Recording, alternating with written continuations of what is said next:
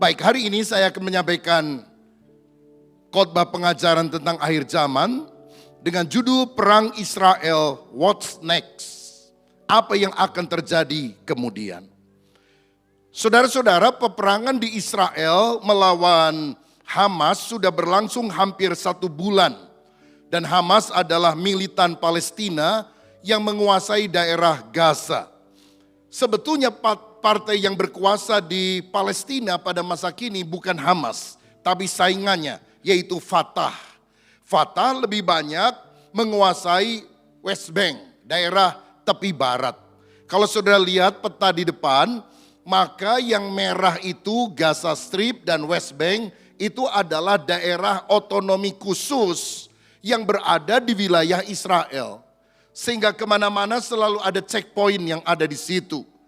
Saudara-saudara, dan peperangan itu terus berlangsung menimbulkan korban yang begitu banyak. Kalau saudara tanya, saya bela Israel atau Palestina? Jawaban saya bela perdamaian dunia. Karena peperangan bagaimanapun juga merugikan semua pihak yang bertikai. Kita berdoa supaya Tuhan masih memberikan kemurahan hati dan kedua belah pihak bisa menguasai diri dan tidak dicampuri lagi dengan negara-negara lain yang terus memanas-manasi, mengompori, bahkan ikut berperang. Tetapi pertanyaannya adalah, bisakah perang Israel versus Hamas ini memicu perang dunia ketiga? Itu bisa terjadi kalau Amerika dan sekutunya Barat menopang Israel, sedangkan yang lain seperti Iran, Turki, Rusia itu lebih banyak membela Palestina. Dan saya mau tegaskan bahwa ini adalah perebutan wilayah, bukan perang agama. Karena orang Yahudi itu yang Kristen minoritas, saudara. Jangan dipikir orang Israel itu orang Kristen. Justru orang Yahudi itu yang membunuh Yesus. Sedikit sekali orang-orang Kristen secara persentase yang ada di Israel, karena kebanyakan agamanya Yahudi atau Yudaisme, dan tentara Israel, IDF, itu juga banyak orang-orang Arab yang beragama Islam yang masuk di dalamnya. Berarti ini sebetulnya adalah perebutan wilayah, bukan perang agama. Nah, kalau kita lihat sejarah secara singkat, Khalifah Islam dari Arab itu menguasai daerah Palestina sejak abad ke-7 Masehi. Mereka mendirikan masjid yang terkenal, Dome of the Rock, dan juga Al-Aqsa. Nah, kemudian hari pada waktu orang-orang Yahudi datang, terutama setelah Perang Dunia Pertama dan setelah Perang Dunia Kedua, mereka dianggap penjajah dari Eropa. Saudara tahu, Perang Dunia Pertama berakhir dan kemudian ada mandat daripada Balfour dari Inggris yang kemudian menyetujui ada tanah di mana orang-orang Yahudi bisa tinggal di Palestina. Dan terutama dipicu oleh Perang Dunia Kedua, karena pada Perang Dunia itu Hitler, Nazi, membantai lebih kurang 6 juta orang Yahudi yang ada di Eropa dan di berbagai negara. Ini peristiwa Holocaust yang sangat menyeramkan. Saya pernah berada di kota Auschwitz di Polandia, melihat kamar-kamar gas, kamp konsentrasi Hitler, sangat ngeri karena di sana saja hampir 1 juta orang Yahudi dibantai. Sehingga mereka berpikir tidak ada tanah yang aman di negara manapun selain kami pulang pada tanah perjanjian yang Tuhan pernah janjikan kepada Abraham.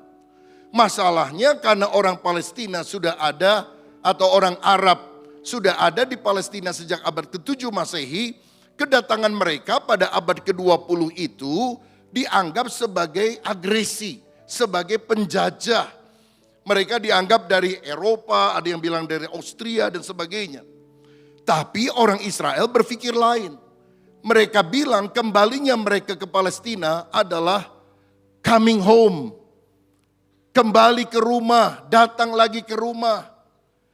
Karena mereka percaya bahwa inilah tanah perjanjian, the promised land yang Tuhan pernah berikan kepada Abraham 2000 tahun sebelum Masehi.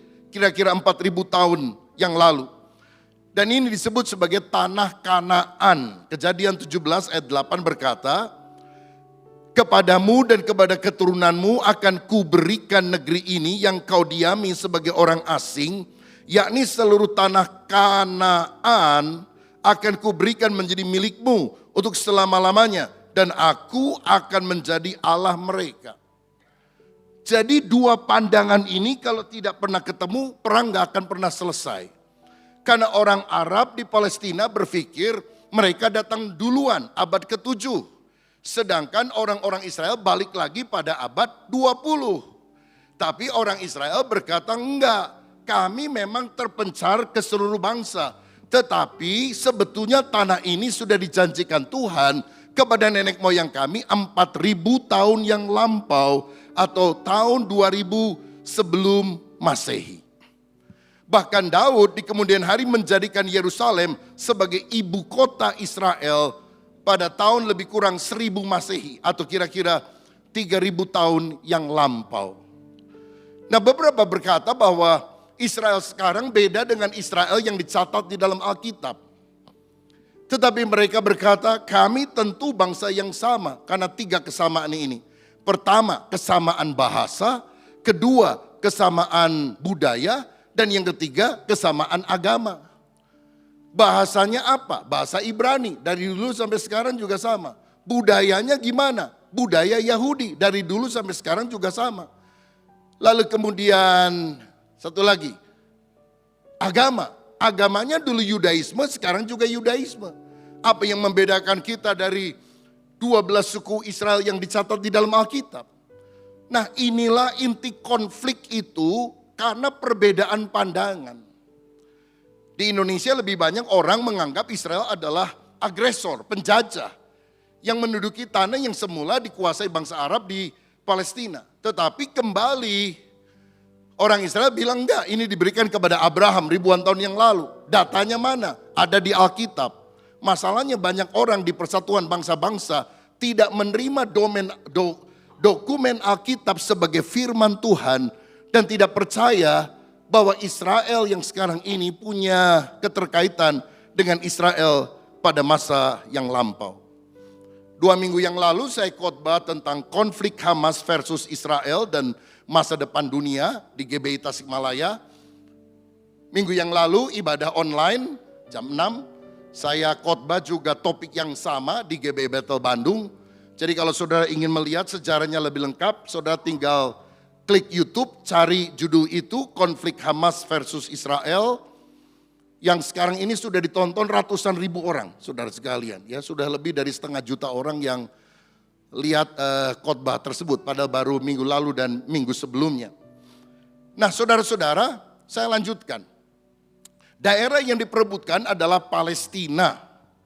Nama Palestina itu mirip dengan suku yang dicatat di dalam Alkitab, yaitu suku Filistin.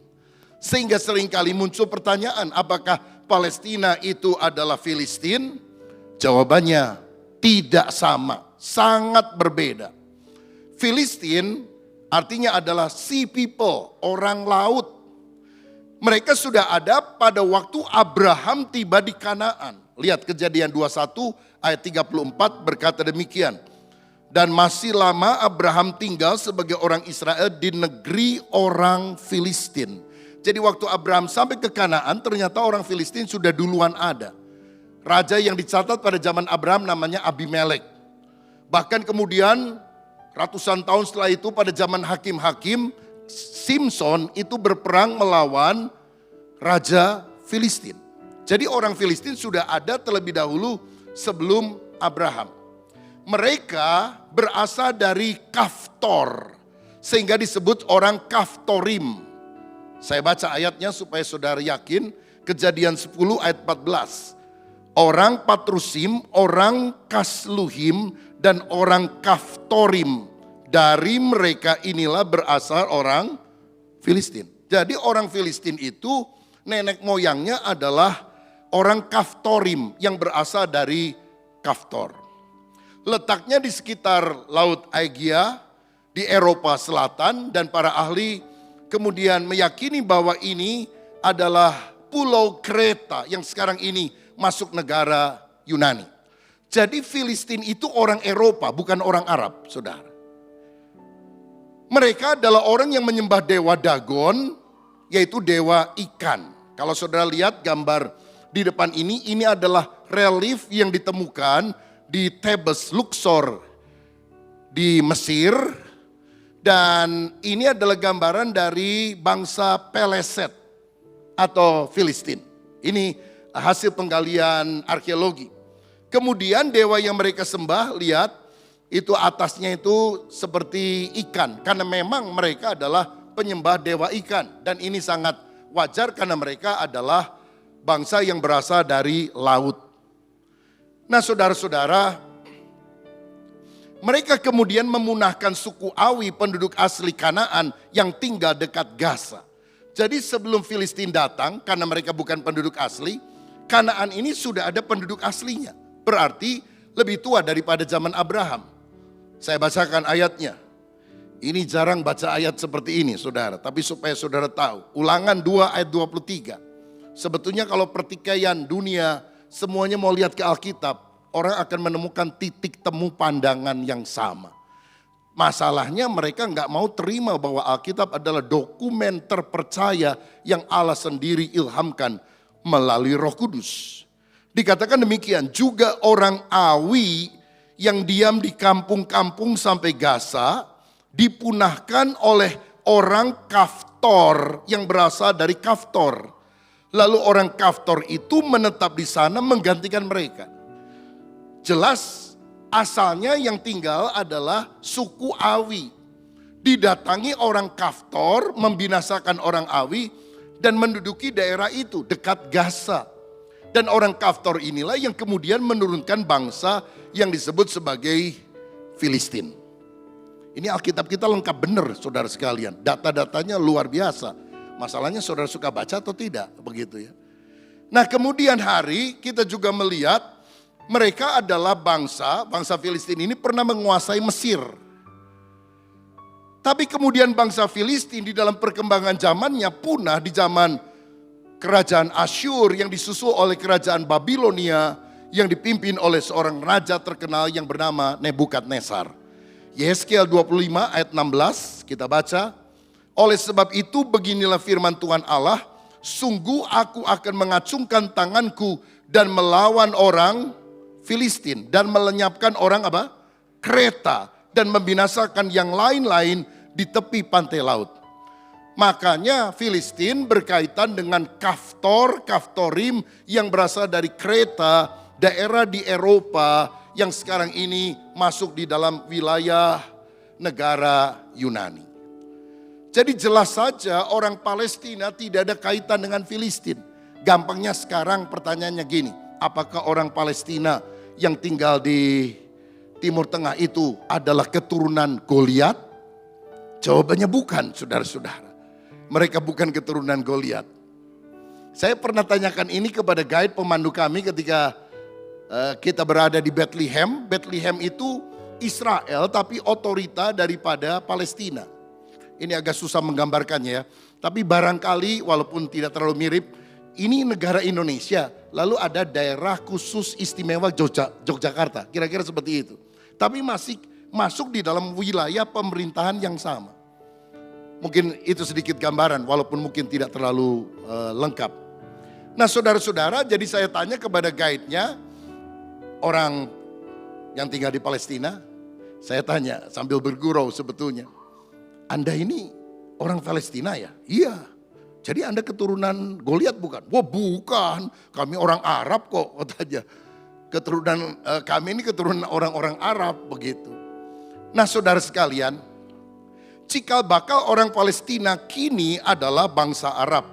Semula ini adalah bangsa nomaden yang berada di padang pasir. Mereka berpindah-pindah tempat.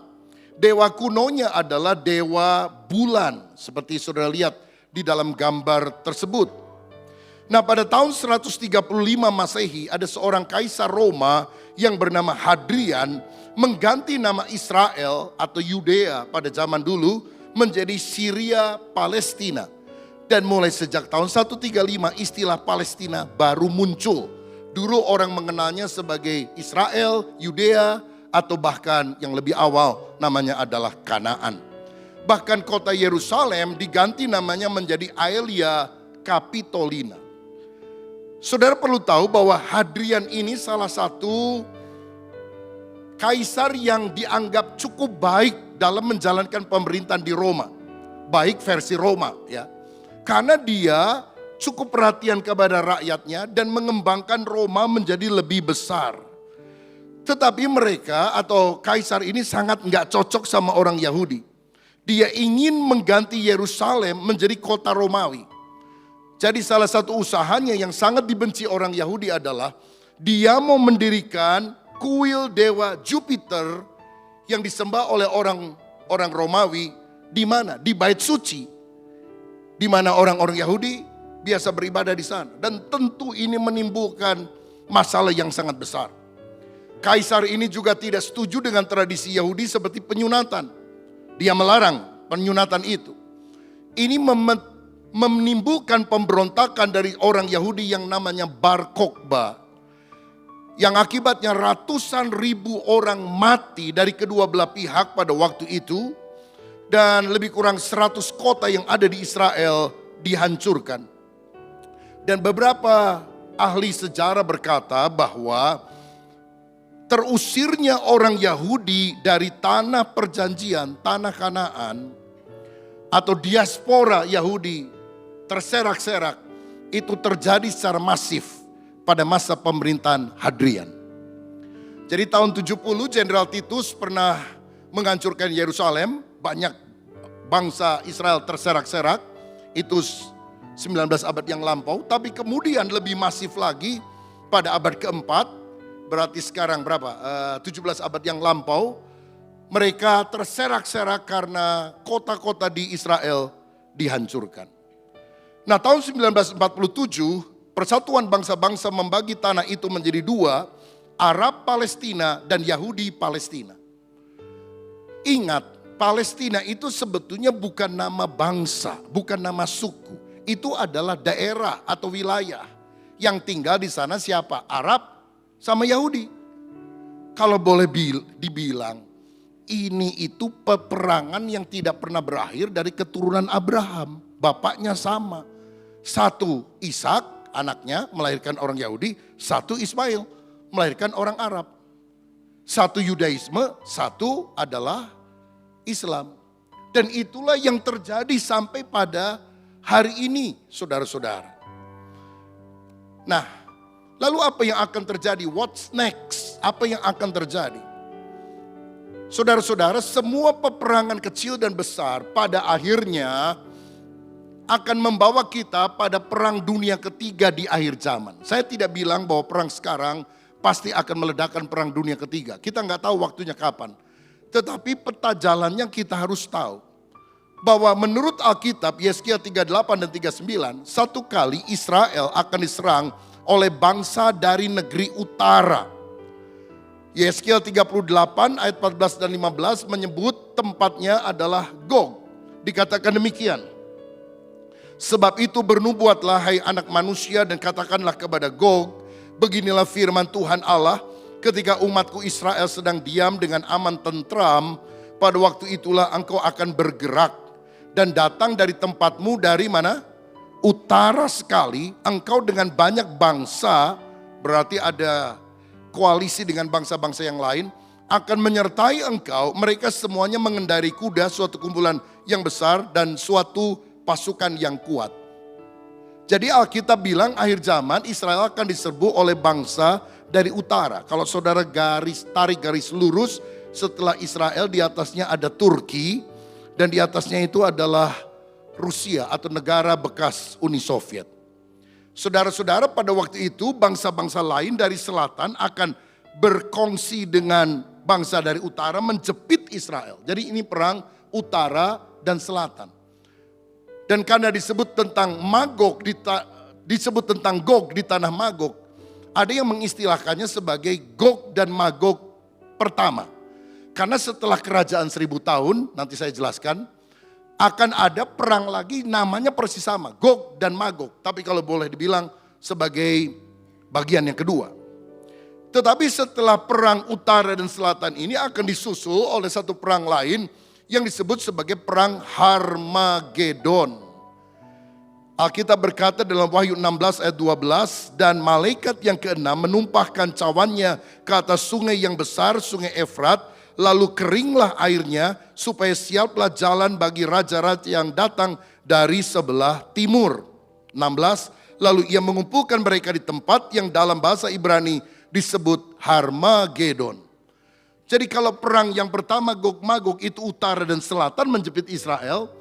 Lalu perang yang kedua Harmagedon itu antara negara-negara barat dengan negara-negara timur menjepit Israel.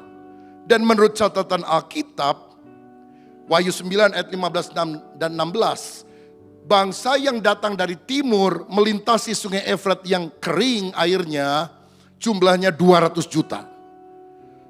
Dan saya yakin bahwa China pasti akan ikut serta. Karena tidak mungkin ada negara yang bisa mengirim pasukan 200 juta kalau China tidak ikutan. Dan ini bicara tentang perang dunia ketiga. Utara, selatan, timur, dan barat. Kapan itu terjadi kita tidak tahu. Tapi Yesus pernah berkata kalau engkau mendengar kabar-kabar tentang perang, itu baru permulaan.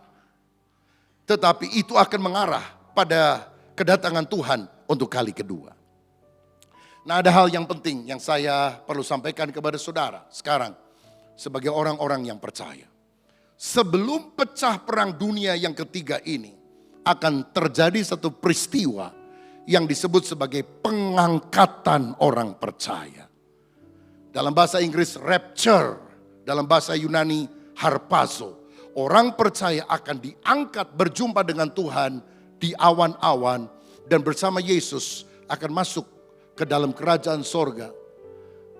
Mereka akan menghadap tahta pengadilan Kristus untuk mendapatkan pahala.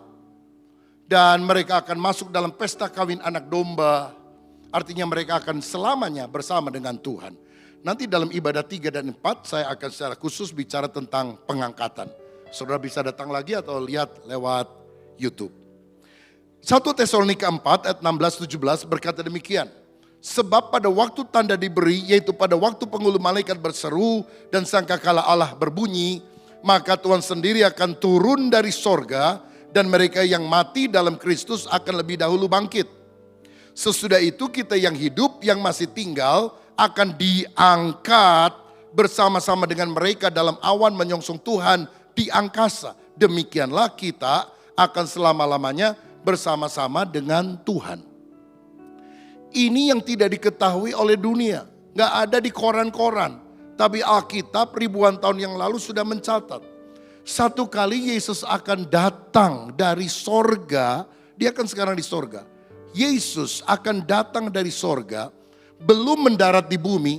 Dia akan ada di awan-awan, di angkasa.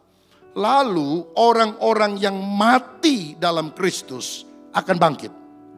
Kalau saudara punya anggota keluarga yang meninggal dalam iman kepada Kristus, nggak usah terlalu sedih. Karena apa? Waktu Yesus datang dia akan dibangkitkan. Lalu kita yang masih hidup, kalau kita masih ada pada waktu Yesus datang, kita nggak akan pernah mati, saudara. Ada satu generasi yang tidak pernah mengenal kematian, yaitu generasi yang masih hidup ketika Yesus datang. Tetapi baik orang yang dibangkitkan dan orang-orang yang masih hidup itu akan diubah tubuhnya dengan tubuh kemuliaan atau tubuh kebangkitan. Itu seperti tubuh yang dimiliki Tuhan Yesus setelah dia bangkit dari antara orang mati. Tembus tembok, bisa pindah cepat, bisa makan tapi tidak harus makan. Ada banyak keistimewaan dari tubuh kemuliaan tersebut. Dan kita akan menyongsong Tuhan di awan-awan, dibawa masuk ke dalam kerajaan sorga. Mungkin kita akan nyanyi satu lagu lama. Ada pertemuan di udara, pertemuan yang manis. Saya rindu bertemu di sana, jauh di udara. Sudah bisa lagunya? Nggak bisa, diturunin lagi saudara-saudara. Mesti belajar dari sekarang. Nah, Alkitab berkata pada waktu itu jika ada 2 orang di ladang, satu akan diangkat, satu akan ditinggalkan. Jika ada 2 orang memutar batu kilangan, artinya sedang kerja, yang satu akan diangkat, satu akan ditinggalkan. Karena itu berjaga-jagalah, sebab engkau tidak tahu kapan hari Tuhanmu itu akan datang. Yang diangkat, rapture, mengalami perjumpaan dengan Tuhan. Yang tidak diangkat, ditinggalkan, akan masuk pada masa kesusahan besar yang dipimpin oleh seorang pemimpin dunia. Kita nggak tahu namanya siapa. Dia adalah antikristus. Kita baru nanti akan tahu bahwa ternyata antikristus itu adalah si Anu. Saya pribadi menduga, kemungkinan antikristus sudah ada di dunia sekarang. Cuma belum menyatakan diri, dia itu siapa. Dia akan memerintah 7 tahun menurut Daniel 9 ayat 27. Tetapi 3,5 tahun pertama dia agak lunak. Dia mengizinkan orang Israel membangun kembali bait suci di Yerusalem. Tapi 3,5 tahun berikutnya adalah masa kesusahan besar. Orang yang tidak mau menyembah antikristus sebagai Allah akan ditindas luar biasa. Dan semua orang akan mendapatkan cap 666. Kalau tidak mereka akan dibinasakan. Tapi Alkitab bilang orang yang dapat cap 666, pengikut Kristus tidak percaya kepada Tuhan, mereka akan masuk ke dalam lautan api di neraka. Yang ikut antikris masuk neraka, dihukum Tuhan, yang enggak dibunuh sama antikris. Pilih mana? Pilih diangkat saja ya saudara sekalian. Haleluya. Nah, jadi kalau Yesus datang, terjadi pengangkatan orang yang percaya. Lalu antikristus akan memerintah selama 7 tahun. Nah, peperangan-peperangan besar yang tadi dicatat dalam Alkitab akan muncul pada zaman tersebut. Nah, saudara-saudara, di akhir perang Harmagedon ada sebuah peristiwa luar biasa. Yesus Kristus akan datang ke bumi, menjejakkan kakinya di Bukit Zaitun. Nah, jadi kedatangan Tuhan itu 2 tahap. Nanti dalam ibadah 3-4 saya akan jelaskan. Pertama, dia datang hanya di awan-awan, kita dijemput dan kita akan berjumpa dengan Tuhan di sana. Tapi setelah kurun waktu kemudian, Alkitab berkata Yesus akan datang dengan orang-orang kudusnya, dengan para saleh-salehnya. Yaitu orang yang sudah diangkat kemudian turun lagi untuk mendirikan kerajaan 1000 tahun damai. Kerajaan milenium. Di mana iblis akan diikat di jurang maut sehingga tidak bisa mengganggu manusia pada waktu itu.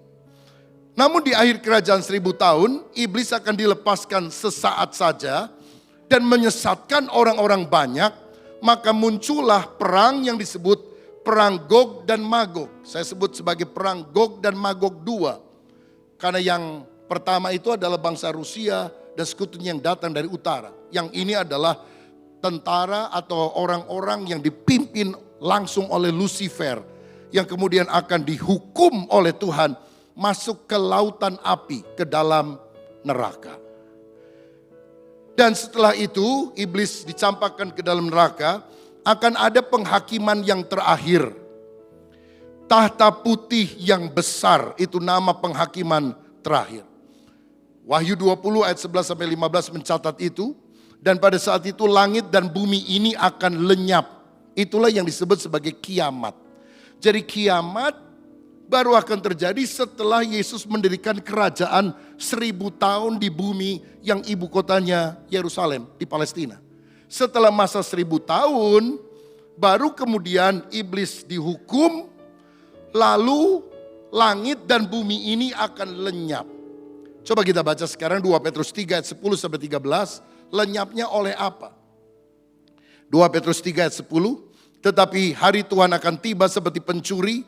Pada hari itu langit akan lenyap dengan gemuruh yang dahsyat. Dan unsur-unsur dunia akan hangus dalam nyala api. Dan bumi dan segala yang ada di atasnya akan hilang lenyap. Jadi jika segala sesuatu ini akan hancur secara demikian, betapa suci dan salehnya kamu harus hidup. Yaitu kamu yang menantikan dan mempercepat kedatangan hari Allah. Pada hari itu langit akan binasa dalam api dan unsur-unsur dunia akan hancur karena nyalanya. Jadi binasanya karena apa? Api. Tuhan pernah menghukum dunia pada zaman Nuh dengan air bah yang luar biasa. Tapi Tuhan tidak akan melakukan itu lagi. Tuhan akan menghukum dunia ini dengan api. Langit dan bumi akan lenyap. Ayat 13 baca bersama. Tetapi sesuai dengan janjinya kita menantikan langit yang baru dan bumi yang baru di mana terdapat kebenaran. Jadi setelah langit sekarang dan bumi yang sekarang itu lenyap, Tuhan akan menciptakan lagi langit yang baru, bumi yang baru, di mana tidak ada dosa, di mana tidak ada iblis yang bisa merusaknya.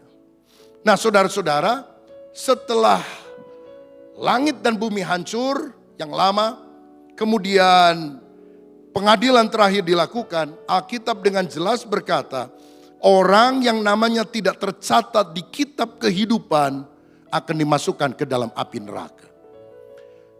Bagaimana caranya supaya nama kita bisa dicatat dalam kitab kehidupan? Percayalah kepada Tuhan Yesus Kristus. Agama tidak bisa menyelamatkan kita. Tapi kalau hari ini engkau berkata, Tuhan, aku baru ngerti engkau mau segera datang. Dan aku tahu aku tidak bisa melepaskan diriku dari penghukuman. Kecuali aku bertobat, percaya kepada Tuhan Yesus Kristus. Dan namaku dicatat bukan di Alkitab, tapi dalam buku kehidupan. Nanti para malaikat akan membacanya, membukanya. Dia akan panggil orang satu-satu. Dilihat namanya.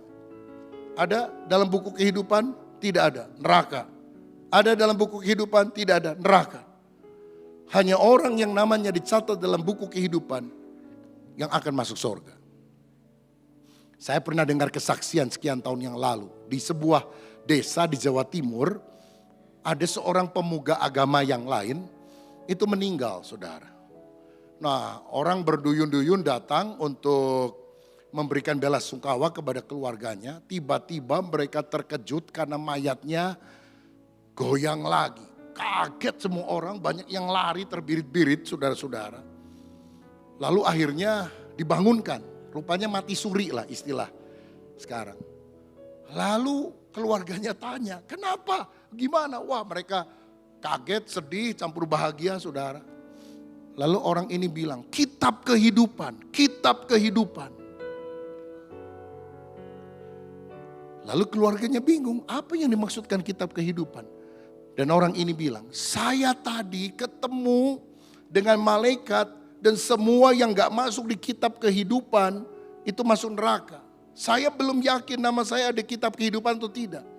Orang-orang bingung kitab kehidupan apa. Dipanggil pemuka agamanya gak ada yang bisa jelaskan. Untuk di dekat itu ada seorang pendeta dan dia membacakan kitab suci. Dan bicara tentang kitab kehidupan. Itu ada dicatat di dalam Alkitab kita ini. Dan bagaimana supaya orang bisa selamat? Percayalah kepada Tuhan Yesus, namamu tercatat dalam kitab kehidupan. Hari itu juga seluruh keluarga dan banyak orang di sana mengenal Yesus sebagai Tuhan dan Juru Selamat. Masih ada kesempatan untuk kita mengalami keselamatan. Supaya nama kita tercatat dalam kitab kehidupan, kita tidak masuk neraka. Dan kemudian Tuhan akan menciptakan langit baru dan bumi yang baru. Inilah kerajaan Allah yang kekal sampai selamanya. Akan ada perang Gog Magog, perang Harmagedon, Yesus akan datang, orang percaya diangkat dalam kemuliaan, Antikris memerintah 7 tahun, Yesus datang kembali, Antikris dimasukkan dalam neraka, kerajaan 1000 tahun di bumi, bukan di sorga. Kerajaan 1000 tahun di bumi, ibu kotanya Israel. Yesus yang akan memerintah seluruh dunia pada waktu itu. Masih akan ada bangsa-bangsa. Tapi pusat pemerintahan ada di tangan Tuhan Yesus Kristus, Isa Al-Masih. Dan baru kemudian setelah kerajaan 1000 tahun, kerajaan 1000 tahun akan dilanjutkan dengan kerajaan Allah yang kekal sampai selamanya. Yang menurut istilah Alkitab disebut sebagai langit baru dan bumi baru. Mungkin bagi beberapa orang merasa bingung dengan apa yang saya jelaskan. Tapi saya mau katakan kita tidak hanya perlu khotbah yang praktis, mengasihi, mengampuni, bersukacita. Tapi karena kita sudah ada di akhir zaman, kita juga mesti ngerti peta zaman. Apa yang Tuhan akan kerjakan pada akhir zaman. Yang penting, ngerti nggak ngerti, saudara perlu tahu. Engkau nggak percaya Yesus, masuk neraka. Engkau bertobat, percaya kepada Yesus, hidup yang kekal, sorga Tuhan akan berikan kepada kita yang percaya. Jadi konklusinya, apa respon kita? Apa yang kita harus lakukan? Pertama, saudaraku, bertobatlah dari dosa. Waktunya tidak lama lagi, Tuhan akan segera datang. Percayalah kepada Tuhan Yesus Kristus. Dialah satu-satunya juru selamat yang mengampuni dosa kita. Karena dia telah mati di kayu salib, bukan karena dosanya, tapi untuk menanggung dosa saya dan saudara. Supaya setiap orang yang percaya tidak binasa, melainkan beroleh hidup yang kekal. Yang kedua, hiduplah dalam doa, dalam pujian penyembahan, dalam firman Tuhan. Hidup saleh, layani Tuhan, beritakan Injil. Biar iman saudara makin bertumbuh di tengah dunia yang penuh dengan goncangan ini. Tergabunglah juga di dalam komunitas sel. Di gereja kita disebut sebagai BCOM, Battle Community. Supaya saudara punya teman-teman di mana kita bisa sharing firman Tuhan. Di BCOM saudara bisa tanya, tadi hari Minggu khotbah tentang itu gimana ya? Ada yang bisa jelasin lagi nggak ke saya? Dan kita bisa diskusikan. Kalau kita tidak punya teman seiman yang bisa sama-sama rindu menggali firman, kepada siapa kita bertanya? Saudara, saya berdoa supaya waktu yang sisa kita gunakan untuk bertobat, percaya kepada Yesus, hidup dalam doa, pujian, penyembahan, hidup dalam pembacaan firman, hidup saleh, hidup kudus dan benar, melayani Tuhan, memberitakan Injil, dan kita bisa berkata, Maranatha, ya Tuhan, datanglah dengan segera. Tuhan Yesus memberkati kita semua.